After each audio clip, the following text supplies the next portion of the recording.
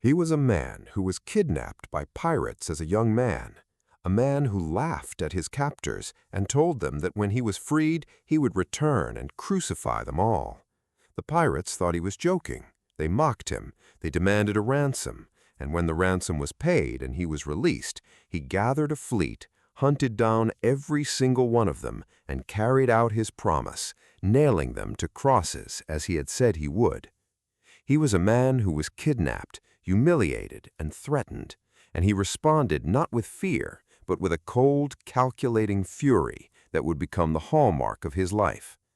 He was a man who was born into a family that had fallen from grace, a man who was forced to flee his home to escape the wrath of his enemies, a man who was relentlessly ambitious, and a man who would ultimately become the most powerful figure in the ancient world. This is the story of Julius Caesar, a man who was not just a general or a politician, but a man who was a force of nature, a man whose ambition knew no bounds, a man who would cross a river and change the course of history forever. But here is what most people do not realize about Julius Caesar. The man who is remembered as the greatest military commander in Roman history, the man who conquered Gaul and crossed the Rubicon, was also a man who was deeply insecure, a man who was obsessed with his legacy, a man who was ruthless and brutal, a man who was also surprisingly merciful, a man who had a deep and abiding love for his friends, a man who was a womanizer, a man who suffered from epilepsy, a man who was deeply human, and a man whose assassination would become one of the most famous events in history, a moment that would change the course of Western civilization forever.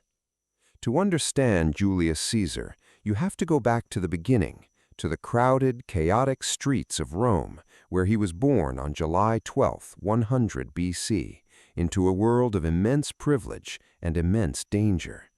He was born into the patrician class, the highest social rank in Rome, a class that was defined by its wealth, its power, and its political influence. His family, the Julii, were one of the oldest and most prestigious families in Rome, but they had fallen on hard times. They were a family that had been on the losing side of the political battles of the previous generation, and they had been stripped of their power and influence. Caesar's father, Gaius Julius Caesar, was a minor politician, a man who had achieved little in his life. His mother, Aurelia, was a woman of immense strength and intelligence, a woman who would play a crucial role in shaping her son's ambition and character. Caesar was a boy who was raised in a world of political intrigue and violence, a boy who understood from a very young age that the world was a dangerous place and that only the strongest and the most ruthless could survive. He was a boy who was determined to restore his family's honor, a boy who was determined to achieve greatness. Caesar's education was rigorous and comprehensive. He was taught by the best tutors in Rome, and he was trained in the arts of rhetoric, philosophy, and the law. He was a brilliant student, a man who was gifted with a prodigious memory and a sharp intellect. He was also a man who was deeply ambitious, a man who was determined to make his mark on the world.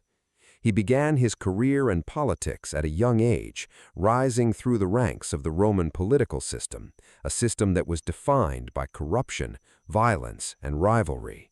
He was a man who was willing to do whatever it took to succeed, a man who was not afraid to take risks, a man who was being groomed for greatness. The turning point in his early life came when he was kidnapped by pirates in the Aegean Sea. He was a young man traveling to Greece to study when his ship was intercepted by a band of Cilician pirates. The pirates demanded a ransom of 20 talents, a sum that was considered a fortune. Caesar was unimpressed. He laughed at his captors and told them that they were underestimating his worth. He demanded that they raise the ransom to 50 talents. The pirates were confused. They had never met a prisoner who was so bold, so arrogant, so utterly fearless. They treated him with a mixture of respect and amusement. He would spend his days with them, writing poems and speeches, and he would joke with them about what he would do to them when he was freed. They thought he was a fool. They thought he was a harmless eccentric. But Caesar was not joking. When the ransom was paid and he was released, he immediately gathered a fleet of ships, tracked down the pirates, and captured them. He had them crucified just as he had promised. It was a moment that defined his character. He was a man who never forgot an insult, a man who was willing to wait years to seek revenge, a man who was ruthless and unforgiving. He was a man who was not to be trifled with. Caesar's early political career was a series of calculated risks and bold gambles. He was a man who was constantly in debt, a man who was willing to spend money he did not have to win elections and curry favor with the Roman people. He was a man who was willing to form alliances with powerful men, including the general Pompey and the wealthy Crassus, an alliance that would become known as the First Triumvirate. It was an alliance that was built on ambition, not on friendship, and it would ultimately lead to civil war. He was also a man who was deeply popular with the Roman people. He was a man who was charismatic, charming, and generous. He organized lavish games and spectacles, feeding the people and entertaining them, building his reputation as a man of the people. He was a man who was playing a long game, a man who was preparing for his ultimate goal, to become the most powerful man in Rome. In 58 BC, Caesar was given command of the Roman legions in Gaul, a vast and wild region that was populated by fierce tribes. He was a man who was given an opportunity to prove his military genius, an opportunity that he seized with both hands. He spent the next 8 years conquering Gaul, a campaign that was brutal, bloody, and ruthless. He fought against the Helvetii, the Belgae, the Veneti, and the Aquitani. He crossed the Rhine River and he invaded Britain. He defeated the Gallic chieftain Vercingetorix at the Battle of Elatia, a stunning victory that cemented his reputation as the greatest general in Roman history. He was a man who was building an army that was loyal to him, an army that would follow him anywhere. He was a man who was becoming a legend. The Gallic Wars were not just a military campaign, they were also a propaganda campaign. Caesar wrote a series of dispatches about his campaigns, a book called Commentaries on the Gallic War, which were designed to promote his achievements and to build his reputation in Rome. The book was a masterpiece of self-promotion, a vivid and compelling account of his victories, a work that would become a classic of Latin literature. He was a man who was not just a general, he was a writer, a propagandist, a man who understood the power of the written word. He was a man who was determined to control his own narrative. The success of the Gallic Wars made Caesar a threat to the Roman establishment. His enemies in the Senate, led by Pompey, were determined to bring him down. They demanded that he disband his army and return to Rome as a private citizen. Caesar knew that if he returned to Rome without his army, he would be arrested, prosecuted, and likely executed. He was a man who was faced with a choice: to submit to the authority of the Senate or to defy it. He chose to defy it. In 49 BC, he crossed the Rubicon River, the border between Gaul and Italy, with his army.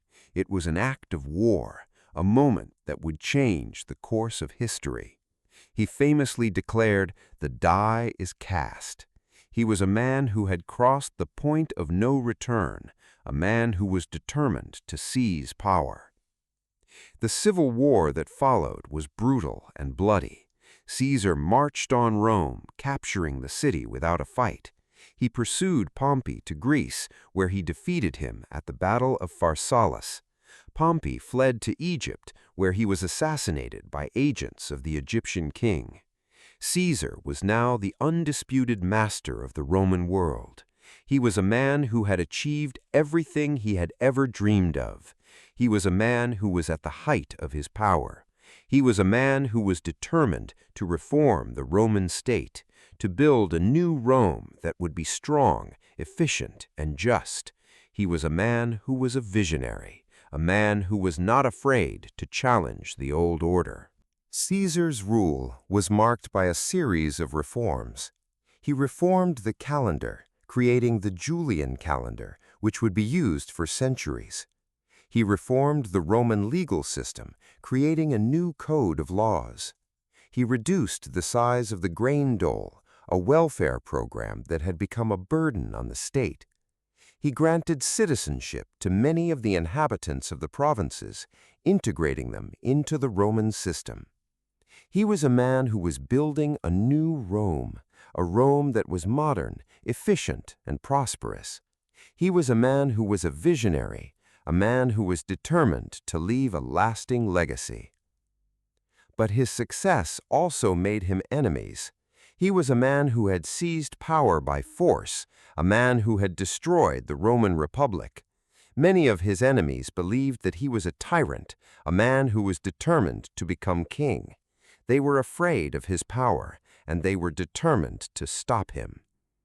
In 44 BC, a group of senators, led by Brutus and Cassius, conspired to assassinate him. They believed that they were saving the Republic, that they were protecting Rome from tyranny. On the Ides of March, they attacked him in the Senate, stabbing him to death. He was 55 years old. His final words were, "Et tu, Brutus," "You too, Brutus?" He was a man who was betrayed by his friends, a man who was killed by the very people he had trusted. The assassination of Caesar was a moment of profound shock and chaos. It did not save the Republic. It plunged Rome into another civil war. Caesar's adopted son, Octavian, would eventually defeat the assassins and become the first emperor of Rome, taking the name Augustus. Caesar was posthumously deified, becoming a god in the Roman pantheon. He was a man who had achieved immortality, a man whose name would become synonymous with power and ambition. He was a man who had changed the world. The legacy of Julius Caesar is one of the most profound in human history.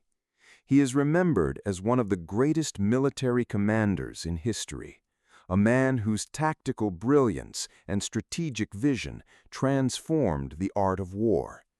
He is also remembered as a statesman, a man who reformed the Roman state and laid the foundations for the Roman Empire. His name has become a title, a symbol of imperial power. The word Caesar would be used by the emperors of Rome, the czars of Russia, and the kaisers of Germany. He is a man who is considered one of the most influential figures in history. But his legacy is also a story of contradictions. He was a man who was a brilliant military commander, but he was also a man who was responsible for the deaths of millions of people. He was a man who was a champion of the people, but he was also a man who was a dictator. He was a man who was a product of his time, a man who was shaped by the contradictions of his own personality. Why should someone born today still care about Julius Caesar? Because his life is a testament to the power of ambition and the importance of resilience. He was a man who was born into a family that had fallen for grace, a man who was kidnapped by pirates, a man who was deeply in debt, a man who was mocked and dismissed by his enemies, but he refused to give up. He overcame every obstacle, and he achieved greatness.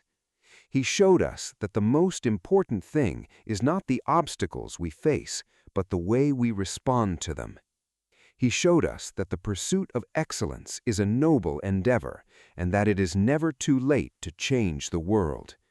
He was a man who believed in the power of the human will, and he was a man who was not afraid to dream.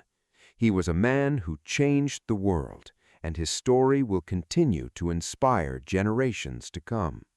Caesar once said, "Veni, vidi, vici." I came, I saw, I conquered. He was a man who was defined by his actions, a man who was not afraid to take risks, a man who was not afraid to seize the moment. He was a man who showed us that the most important thing is not the victory we achieve, but the struggle we endure. He was a man who taught us that the pursuit of excellence is a noble endeavor, and that it is never too late to change the world. He was a man who was not just a hero, he was a man who was a legend, a man whose story will continue to inspire generations to come. He was a man who showed us that the most powerful force in the world is not violence, but ambition. He was a man who taught us that the most important thing is not the obstacles we face, but the way we respond to them.